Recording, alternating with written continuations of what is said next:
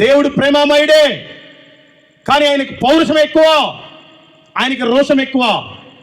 ప్రేమించినంతసేపు ప్రేమించాడు, నీ కోసం ప్రాణమే పెట్టాడు. ఆయనకి నువ్వు లెక్కలు చెప్పాలి, నువ్వు మాట్లాడిన ప్రతి మాట లెక్క చెప్పాలి. నీ తలలో వెంట్రుకలన్నీ లెక్క చెప్పబడి ఉన్నాయి.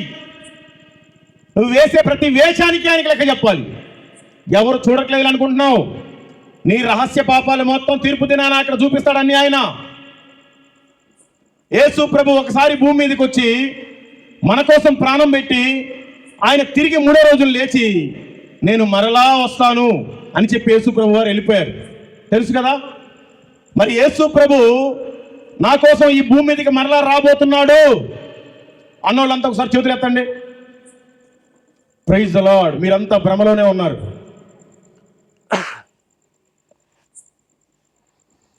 యేసు ప్రభు వారు రెండోసారి భూమి మీదకి రాడు.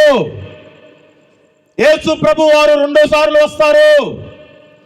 ఒకసారి రహస్యంగా వస్తాడు, ఒకసారి బహిరంగంగా వస్తాడు. యేసు ప్రభు రెండోసారి వచ్చేది ముందుగా మధ్యాకాశంలోకి వస్తాడు. ఒక బూర శబ్దం మనకు వినిపిస్తాడు. ఇలాంటి సౌండ్ వినంగానే మన వస్త్రాలను ఇక్కడే పడేసి మహిమా వస్త్రం ధరించుకొని మనమంతా ఆయన ఎదుర్కోవడానికి వెళ్ళాలి.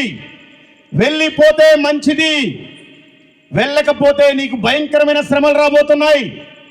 3.5 సంవత్సరాలు శ్రమలు, 3.5 సంవత్సరాలు మహాశ్రమలు. అదే ఎత్తబడ్డావనుకో నీకు 7 సంవత్సరాల విందు. నీకు ఓటర్ ఐడి కార్డు ఉంటుంది, ఓటు వేయలేవు. నీకు ఏటీఎం కార్డు ఉంటుంది, నీ డబ్బులు నువ్వు తీసుకోలేవు. నీకు ఆధార్ కార్డు ఉంటుంది, అది దేనికి పనికిరాదు.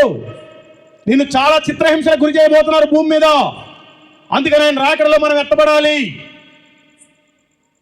దేవుడే వాక్యం ద్వారా చెప్తున్నాడు, నీ ఐడెంటిటీ మొత్తం ఒక బియ్యపు గింజ సైజులోకి తీసుకొస్తారు. 666 అనే ఒక ముద్ర, దాన్ని మన నుదుటి మీద కానీ కుడి చేతి మణికట్ట మీద కానీ పెడతారు.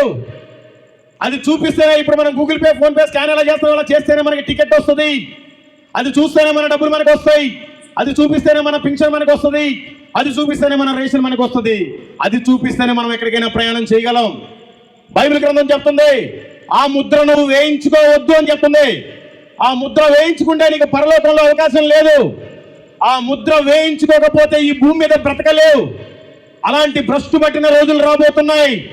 దయచేసి మీరంతా భక్తిగా ఉండండి, ఆయన రాకడలో ఎత్తబడండి.